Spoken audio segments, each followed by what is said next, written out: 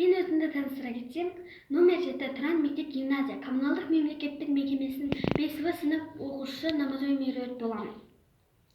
Біз бүгін Дулат Бабатайұлының «О ақтан жас» өлеңін оқитын боламыз. Ал ендеше бастайық. О ақтан жас, сен де жетер ме екенсің? Жетімдіктің белінен асып өтер ме екенсің? Жарық сәуле көре алмай, ел шаңына ере алмай, сол бойы кетер ме екенсің? Жабанға біткен жапырақ, жамылсаң тоңар ме екенсің? Жазға шыққан бүлдірген, сұғынсаң тояр ме екенсің? Күрек тісін қасқайтып, сұлу сүйер ме екенсің? Бадана көз тоғыстыр, сауыт киер ме екенсің? Білтеліні тұтатып, түтін үзбей оқ атып, жау қашырар ме екенсің? Тең құрбыңмен теңеліп, шаруа жиып кенеліп, бала сүйіп, мал жиып, керсенге бал құйып, өмір сүрер ме екенсің? Жетімдіктен өтерсің, шаң бермей әлі кетерсің, қажыма ақтан қажыма, жетерсің әлі жетерсің. Ал енді еліміз аман, жұртымыз тыныш болсын. Біз біргеміз.